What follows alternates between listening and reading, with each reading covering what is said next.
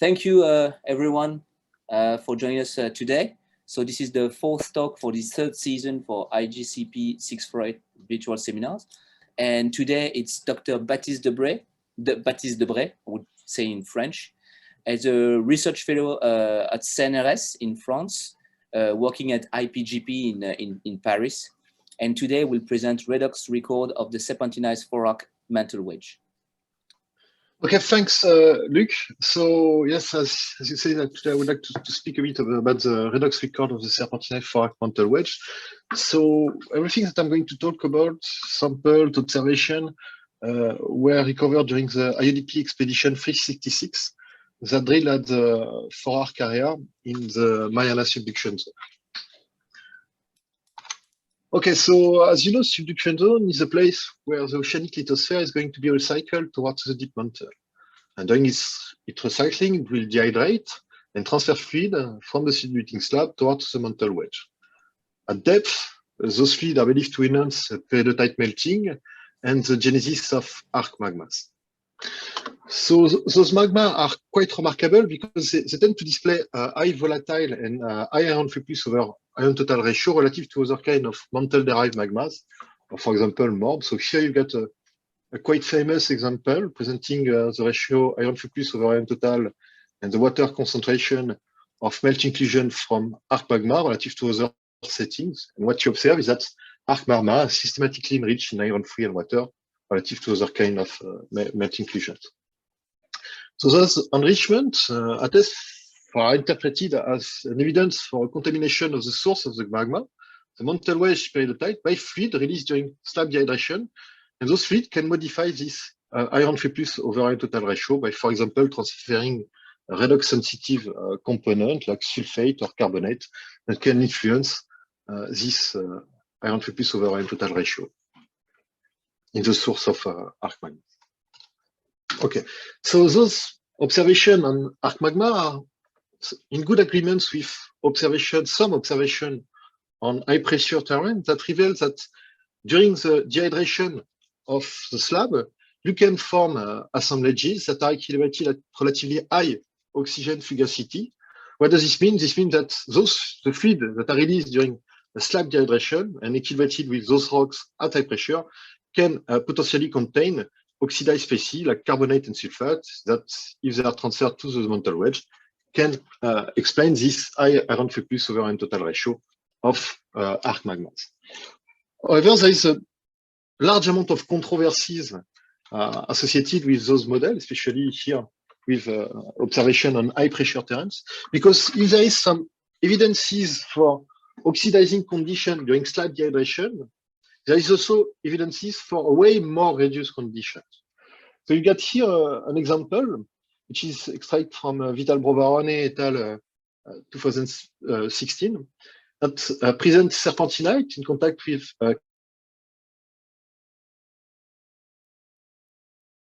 calcite. So these rocks come from Lanzo, which is an eclogitic massif.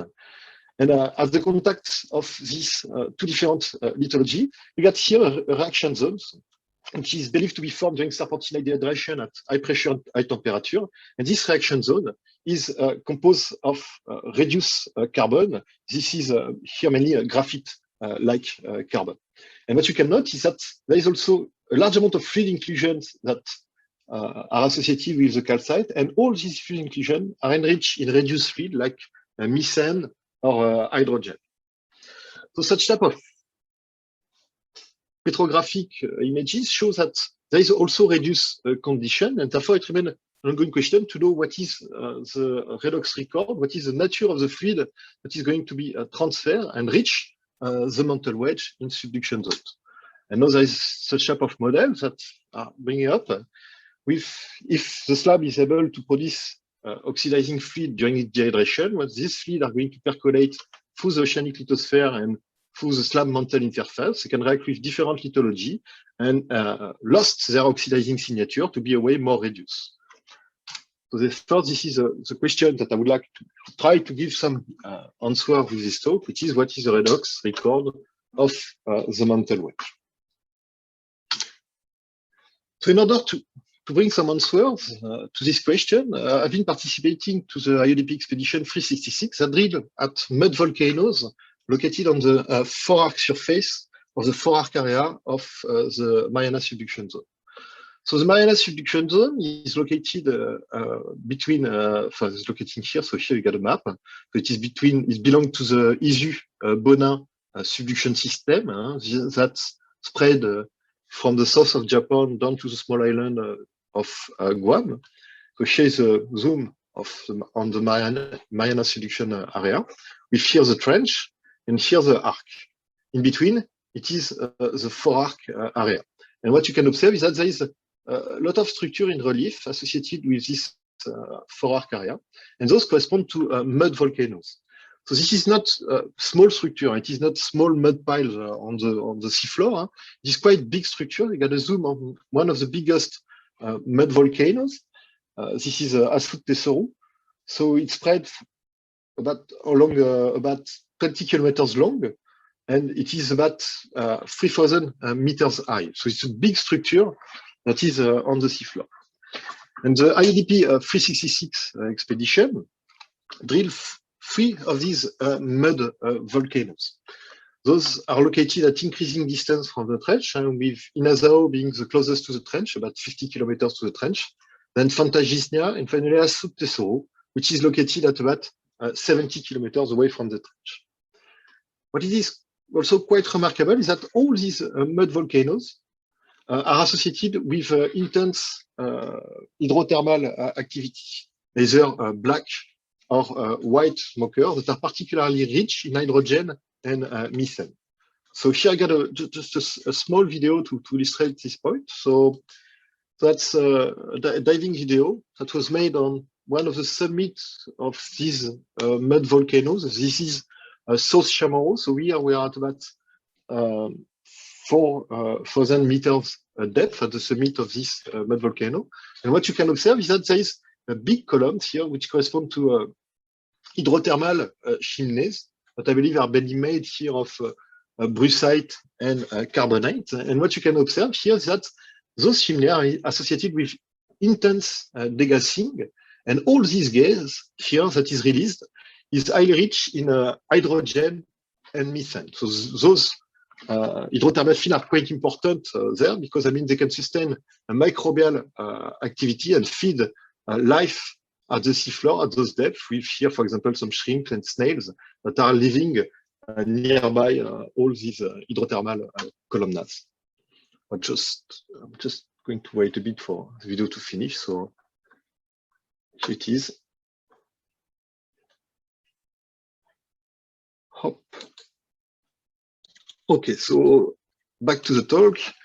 So here's the cross section of the Mariana forearc area. With here the trench, here's the forearc crust, the subducting slab, and here is a mantle wedge, which is highly hydrated, highly transformed into serpentinite by slab derived fluid, which are released during slab dehydration. On the surface, there is mud volcanoes, so the 3 different mud volcanoes that we've been sampling during this IODP 366 expedition. Inazao closest to the trench, and Asut Tesoro the farthest away. So here's a projection of these 3 mud volcanoes along this cross section. So when we are drilling these mud volcanoes, so the main kind of material that we are bringing back to the surface will correspond to serpentinite mud. So mud which is mainly composed of serpentine and brucite. So 2 different sorts of colors. A dark blue serpentinite mud which corresponds to fresh mud, so mud that have been formed below the crust and then exhumed through normal fault toward to the surface. And greenish mud which corresponds to the same mud but has been altered, recalibrated at the seafloor surface in contact with seawater. What is highly remarkable is that all this mud will bring a large amount of clast toward to the surface. So the main sort of clast that is brought to the surface correspond to forearc serpentinite, and the size of the clast is highly variable from a few millimeters up to here, for example, several centimeters. But we've got even clasts that are about 2 meters long that were recovered during this expedition. So large amount of lithology are bringing back to the surface. First type of lithology that we bring to the surface correspond to 4-arc crust with some sediments or mafic crystal rocks. So here you got 2 different examples, but also way more deeper material with serpentinized asburgite or dunites that are formed through the interaction between slab-derived fluid and the 4-arc mantle wedge. So here you got an example with a serpentinized asburgite. So the dark blue color is serpentine from olivine.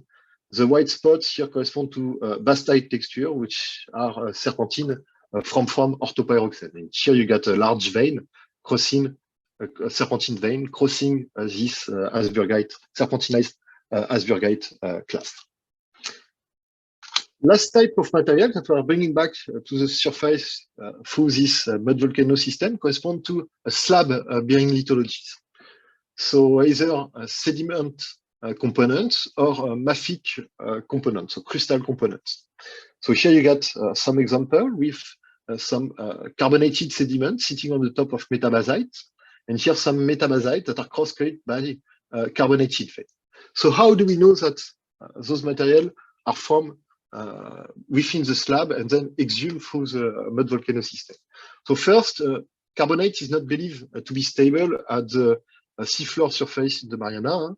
We are at about seafloor surface is about 7,000 meters depth, so above the stability of carbonate. Then those metabasite here have, from a geochemical point of view, they got OIB signatures.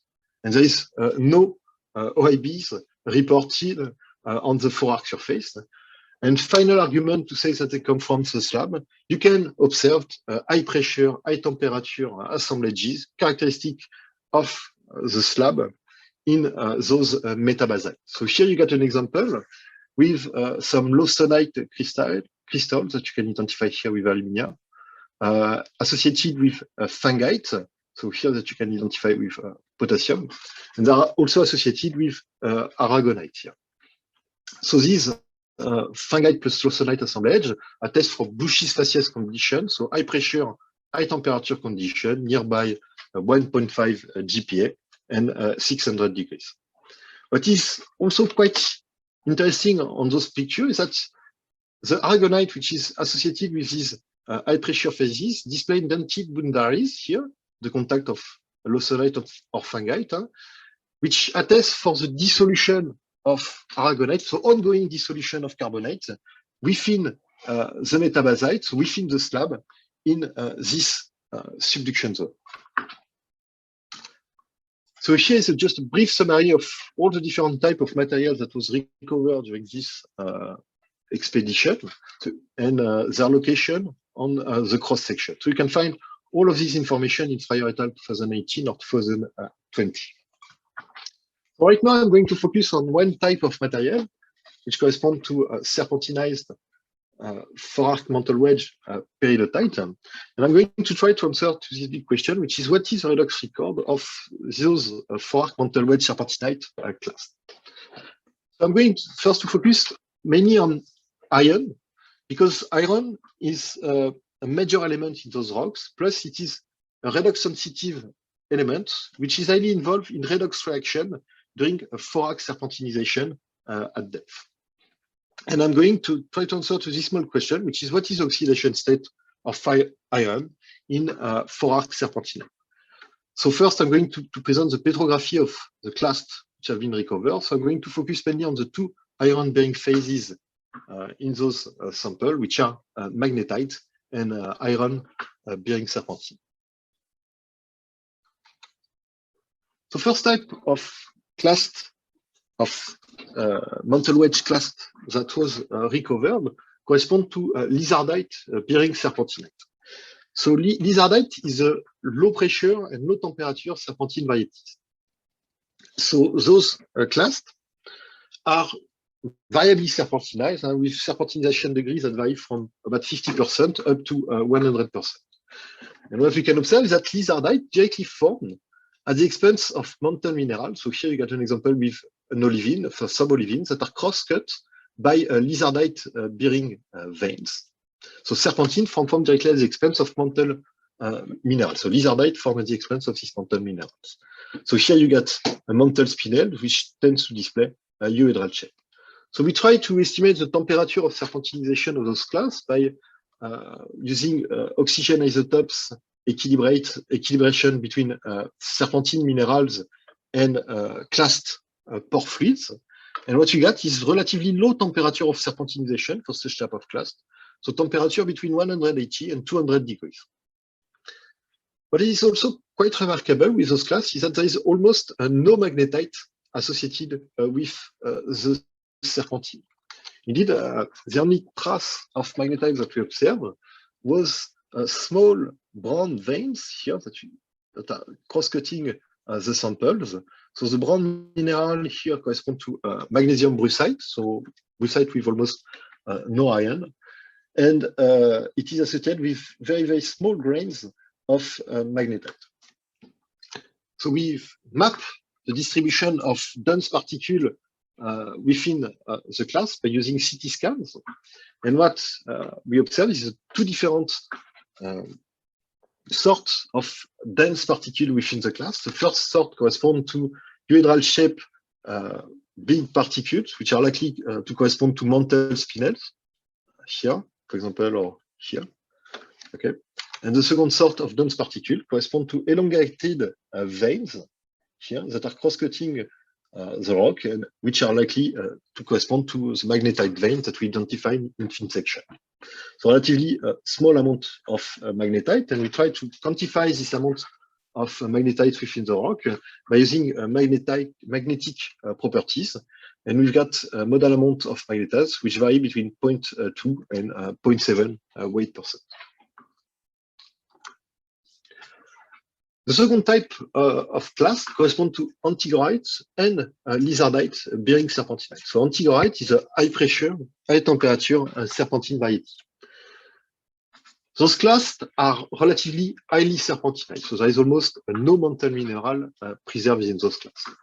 So we can still observe some lizardite bearing texture here in black, but those are partly to fully recrystallize within antigorite. So here antigorite crystallized as small lamellae, which got a penetrative texture. So this means that they are formed directly at the expense of lizardite.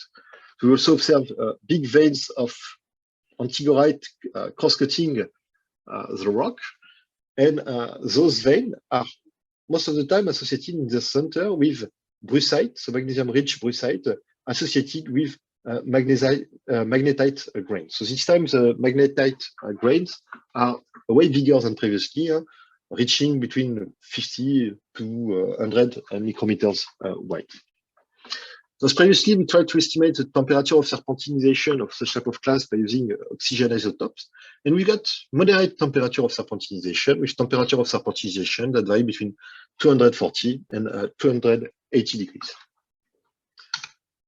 We also map the distribution of magnetite within the sample. And what we can observe is that magnetite is oriented along preferential planes that cross-cut the rock. So there is quite a dense network that crystallized in this rock relative to previously, which attests for growing amounts of magnetite in bulk rock. And indeed, when we use magnetite property to quantify this amount of magnetite, we got amount of magnetite which vary between 0.8 and 3.3 weight percent. The last type of class that was recovered corresponds to antigorite bearing serpentinite. So in this sample, there is no more lizardite relics, and the sample are fully recrystallized into antigorite lamellae, which are associated with interstitial brucite and interstitial magnetite. We can still observe some big veins of brucite and magnetite, and this time the magnetite grains are quite big, reaching more than 100 micrometers wide. This time we estimate the temperature of serpentinization using oxygen isotopes to be relatively high, so between 320 and 410 degrees. So as previously, we've mapped the distribution of magnetite within the rock. And what you can observe is now magnetite is crystallizing along preferential planes. So it is still orientated, but it crystallized along preferential planes, which are all orientated all together, which suggests that magnetite crystallized along a strong rock deformation, so along a strong rock sharing. So we got modal amounts, which varies this time from 3 to 6 weight%. So we got a huge increase of magnetite modal amount in bulk rock, passing from lizardite to antigrite bearing serpentine. So I'm now reporting the iron content versus silica content of serpentine mineral that crystallize within these rocks. So from lizardite bearing serpentinite to antigrite bearing serpentinite. And what you can observe is that, so in situ analysis, and this is microprobe analysis of the different serpentine texture. And what you can observe is that there is a big decrease of iron content passing from lizardite bearing texture, which got in average about between 4 and 6 weight% of iron, to antigrite bearing texture, which got less than 2 weight%. So what this means is that iron content in serpentine minerals decrease with the temperature. So magnetite progressively become the main carrier of iron within the rock. If we try to relocate all our petrographic observation on this rock section, so we got ultramafic class that record a progressive increase of temperature between 200 and 400 degrees. This increase of temperature is associated with metamorphic recrystallization. We pass from lizardite bearing class to antigrite bearing class. And that's what we observe is that there is a strong deformation of the rock with this metamorphic recrystallization, which is marked by preferential planes of magnetite crystallization within the rock. So if you try to locate a shearing within this sketch, we are going to locate it between the interface between the slab and the mantle wedge. And then we've got 3 different sorts of classes that are formed at relatively low temperature, equilibrated with lizardite field. Higher temperature, lizardite antigrite bearing class, equilibrated between the divine field between lizardite and antigrite. And finally, antigrite bearing class that are crystallized at high temperature within this system. And then all these classes are exhumed through normal fault and through the formation of mud volcanoes.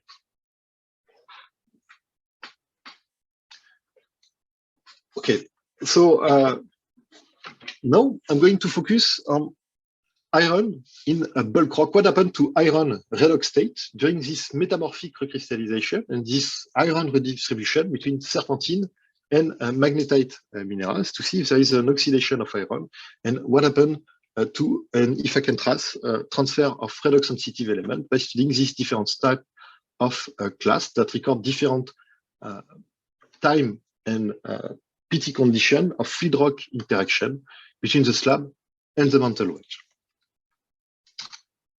So starting from now, I'm going to present only a bulk rock analysis. So here is iron content versus iron redox state, so iron Fe+ over iron total ratio in lizardite bearing serpentinite here in green, antigrite and lizardite bearing serpentinite in yellow, and finally antigrite bearing serpentinite in red. So here I report the depleted mantle composition, and here is a peridotite, fresh peridotite references. So what we can directly note is that there is no correlation between iron content and iron redox state within ultramafic class. But still, all the clasts tend to display high iron Fe+ over iron total ratio relative to mantle peridotite. Plus, what we can observe is that passing from lizardite bearing serpentinite to antigrite bearing serpentinite, there is a huge increase of iron Fe+ over iron total ratio in bulk rock, passing from about 0.3 to 0.6. So having an increase of the ratio iron Fe+ over iron total ratio during the serpentinization process, it's not a scoop. And this is something which is highly known in abyssal setting. Indeed, in abyssal setting, through the interaction between water and peridotite, you are going to oxidize iron, and you are going to produce hydrogen-rich fluid through the percolation of water within the peridotite. So this is nicely materialized in terms of geochemical point of view. When you observe the iron free plus over iron total ratio versus the loss on ignition, so this is a volatile content in bulk rock. So basically, when you are going to transform a peridotite to a serpentinite, you are going to pass from mantle mineral, which are anhydrous, to serpentine, which can incorporate up to 13% of water. So basically, you increase the loss on ignition content. And what you can observe is that during the serpentinization process, during the increase of the loss on ignition, you increase the iron free plus over iron total ratio. I'm now reporting the analysis of 4-arc classed from the Marianas. So there is a good overlap between our analysis and analysis of abyssal peridotite. What do I mean by here is that low serpentinization degree serpentinite got a relatively low iron free plus over iron total ratio relative to highly serpentinized peridotite. However, when we still compare lizardite bearing serpentinite for a given lost on ignition value, so for a given serpentinization degree, we're still having a big jump passing from lizardite bearing serpentinite to antigorite serpentinite. And still, we want to constrain what can explain this jump in terms of iron redox state in serpentinite within this rock. So it's definitely not the serpentinization degree of the rock. Indeed, when we try to compare this iron free plus over iron total ratio relative to fluid mobile element concentration in bulk rock, so those fluid mobile elements are believed to be highly mobilized in a slab-derived fluid during its dehydration, especially at depth, at high temperature and high pressure. And what you observe is that this sharp increase of iron free plus over iron total ratio in notably antigorite bearing serpentinite is also associated with a sharp increase of fluid mobile element concentration in bulk rock. So this supposes that the modification of the iron free plus over iron total ratio in 4-arc serpentinite is directly associated with a modification of slab-derived fluid composition at depth. So if we want to push further the interpretation with such type of plot, what you can propose is that probably this large increase of iron free plus over iron total ratio within the 4-arc can be linked to the transfer of a new redox sensitive elements within the system. And that this transfer of a new redox sensitive element within the system can explain an over-oxidation of iron. So here you got some examples that can explain this over-oxidation of iron within the 4-arc system, for example, by transferring iron free plus within slab-derived fluid, or by transferring a redox sensitive component under oxidized form. So here you got an example with carbonate. If you transfer carbonate in fluid, you're going to provoke an over-oxidation of iron by reducing carbonate within here, for example, graphite. So at this stage, what we want to do is to know, can we trace and quantify the transfer of a redox sensitive component within the 4-arc system? So this redox sensitive will be oxidized, but can be reached either in iron, sulfur, carbon, or for example, chlorine. So in order to solve this, I've been using iron stable isotope. So why iron stable isotope? Because a variation of this isotopic system will be linked to variation in iron oxidation state, coordination and bonding environment. Especially, these isotopes are particularly sensitive to the presence of chlorine, carbonate, or sulfate ligands within the fluid. So before presenting the result of iron isotopes, I would like to remind you some few things about iron stable isotopes. So iron possesses 4 different isotopes, which abundances are reported here. And starting from now, I'm going to speak about the D56 iron, which is the 56/54 iron ratio within a sample versus the same ratio within a standard. And this is explained within a per mil notation. So to create an isotopic variation, an isotopic fractionation, I need to get, for example, an isotopic exchange between 2 substances. So here you got an example with carbon isotopes. with an equilibrium between methane and carbonates that will exchange some carbon isotope, and such type of equilibrium which lead to a fractionation of carbon isotope within the system. So an exchange between carbon isotope within methane and carbonate can lead to an isotopic fractionation. So if I apply this to iron isotope system, I'm going to use iron isotope as a high precision technique that can trace the mobility of iron within the 4-arc system between the 4-arc and a fluid that will be derived from the slab. This isotopic fractionation, this mobility of iron, which be influenced by different processes, so including element bonding environment, your oxidation state, and coordination. Here, you get an illustration on how oxidation state can influence the isotopic ratio of iron within sample with magnetite, hematite, so iron 3+ bearing phases that tend to display a high iron isotope ratio relative to iron 2+ phases. So basically, if I pass from iron 2+ phases to iron 3+ bearing phases in an open system with a fluid, what I'm expecting is to get an increase of the D56 iron values. So let's go to the result. So here I'm reporting in Azao, Fantagisnia, Asut Tesoro, iron isotope composition within a histogram presentation. And I got also here some analysis from South Chaborrow, which is located at the south of the Mariana subduction zone. So basically, I got analysis all along the Mariana subduction system. So what we can observe is that there is no systematic in terms of iron isotopes passing from one mud volcano to another. So basically, all the D56 iron value of the class recovered in those mud volcano overlaps.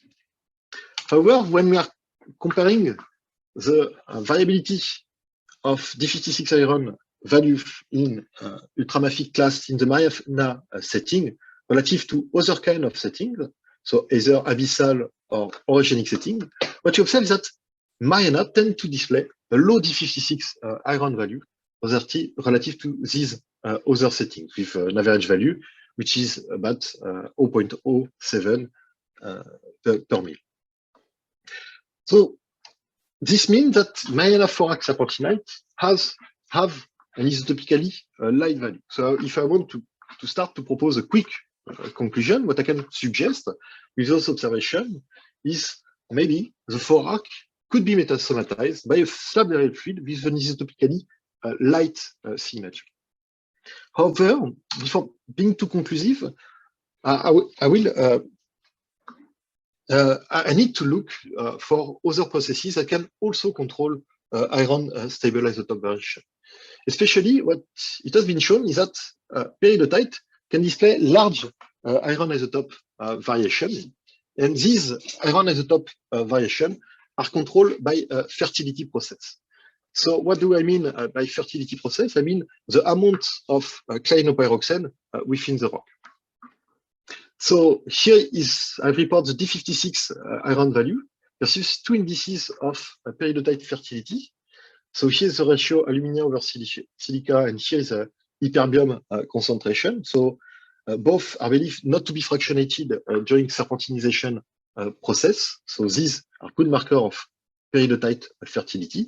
When you got high alumina over silica ratio, you got a fertile end member, something which is likely, which was likely to be lertholite.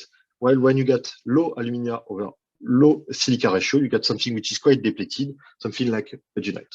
And what you can observe is that when you report abyssal peridotite within these plots, there is a trend between these two parameters. So this means that lertholite tend to display a high D56 iron value relative to dunite. So I'm now reporting the analysis of ultramafic class recovered during the ILP expedition 366. So they all plot on the left part of those diagrams. So this is quite logical. Huh? So the 4-arc was former subarc peridotites, so that have been intensively melted to get the formation of arc magma.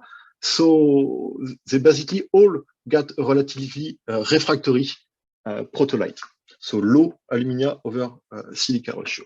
However, what you can observe is that despite that there is a refractory protolite, there's still a large amount of variation in terms of D56 iron value, and these variations are not correlated at all with protolite fertility indices. Plus, there is some outliers here which are completely off abyssal trend. So these observations suggest that the isotopic fractionation that we are observing actually reflects the mobility of iron in fluids within the fork. Indeed, when you try to trace the mobility of iron within fluids by using such type of plot, presenting D56 iron value versus fluid mobile element concentration in bulk rock, so here boron and here arsenic, what you observe is that there is, especially in high temperature samples, a nice trend between these two parameters. So this means as you increase fluid mobile element concentration, you decrease the D56 iron value. So you can interpret such type of correlation as reflecting an isotopic fractionation linked to an addition of an isotopically light component that bring also fluid mobile elements within the 4-arc system. So if I'm now trying to combine all our observation between petrographic observation on iron redox state variation and geochemical observation with D56 iron value, here's what I got. So I got a negative relationship, negative kind of trend between these two parameters. So as much as I'm oxidized in terms of iron free plus over iron total ratio, as much as D56 iron value are low. I would like to try to think about what can control this isotopic fractionation. So, as I discussed previously, one way to explain the huge increase of iron free plus over iron total ratio in the 4-arc serpentinite is to propose that iron free plus can be highly mobile in slab direct feed and bring to the 4-arc, and especially in high temperature system. And this can explain this big jump in terms of iron redox state passive from lizardite bearing serpentinite to antigraphite bearing serpentinite. However, what theory is saying to us is that iron free plus bearing phases tend to display high D56 iron value relative to iron 2 plus bearing phases. So if such type of equilibrium were controlling the iron free plus over iron total variation of 4-arc serpentinite, what I should observe is a positive correlation between D56 iron and iron free plus over iron total ratio. So basically, what I can say is that apparently there is no mobility of iron free plus within slab direct feed within the system. So the other way is to consider the transfer of an iron 2 plus bearing component that is complex with a redox sensitive element component. Why? Because this component will tend to display a light isotopic signature, especially iron carbonates have been shown in high pressure terrains to get an isotopically light signature. So if I'm considering this time such type of equilibrium between iron carbonates and in fluids and peridotite, I can explain both an oxidation of iron through water and carbonate transfer that will pass iron 2 plus in mantle minerals to iron 3 plus here in magnetite, so increase of magnetite content, increase of the iron 3 plus over iron total ratio in bulk rock. Plus, I can also explain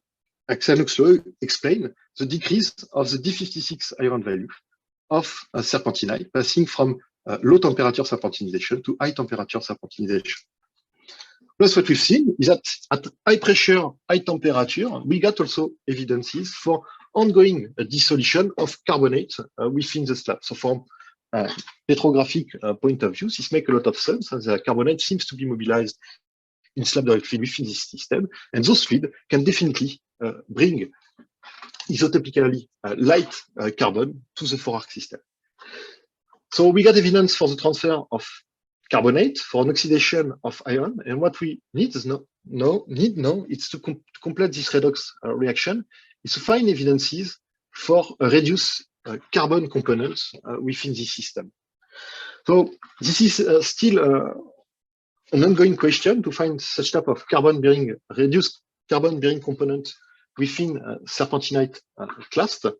But what we've already observed is that there is quite complex reduced carbon species associated with the pore fluid of this class. Here I've reported methane over hydrogen and ethane versus methane concentration pore fluid associated with serpentinite clast from Inazao, Asut Tesoro, Conical, and South Chamorro cement. So Inazao closest to the trench. Asut Tesoro is about 70 kilometers away from the trench, and both Conical and South Chamorro are even further away from the trench. And what you observe is that as soon as you go far away from the trench, you get a huge increase of reduced carbon species in serpentinite pore fluid. So what does this mean is that the ongoing reduction of carbonate within the system can help to form quite a complex carbon bearing phases that, if they are combined to hydrogen, can explain a big increase of methane production and hydrogen production at depth within this system. If I'm trying to conclude what we observed, so we've recovered different classes that record various depths of fluid rock interaction between the slab and the mantle wedge. So from shallow lizardite bearing serpentinite to deep antigrite bearing serpentinite. So by studying those classes, we got continuous access of fluid rock interaction between the slab and the mantle wedge in the Mariana setting. We observe a sharp increase of iron plus and fluid mobile element concentration in bulk rock, especially in antigrite bearing serpentinite. And what we propose is that this modification of serpentinite composition, especially of high temperature serpentinite composition, is associated with a modification of slab-derived fluid composition. Especially what we can propose is that there is an oxidizing bearing component that can be transferred at depth to the forearm. So by using iron isotope, we've identified such type of oxidizing component to be something like carbonate, especially with a low D56 iron signature. And what we then discuss is that carbonate is potentially likely transfer and to drive the oxidation of deep area in the forearc setting. And this transfer complex with combined with redox serpentinization reaction can enhance carbonate reduction and probably the production of methane within this system. So here I've just report all these observations within this cross section, so the one that we used previously. So at the beginning of the subduction, we've got huge amount of sediment compaction, clay dehydration, gonna transfer water from the subducting slab to the forearc mantle wedge, gonna increase the iron plus over iron total ratio in this shallow area, start to produce some hydrogen. At depth, we're going to enhance carbonate dissolution, the mobility of light iron, so iron carbonate complex, that can decrease the D56 iron of serpentinite at depth and increase way more the iron plus over iron total ratio within those rocks. Combined with a redox reaction, the transfer of such type of fluid can enhance a large hydrogen production and methane production, as the ones that are observed in the mud volcano, which are located the furthest away from the trench. So, okay, so thank you very much for your attention. So I would like to thank all the scientific crew of this 366 expedition. So it was an amazing experience. So if you got questions, please to try to answer them. Thanks.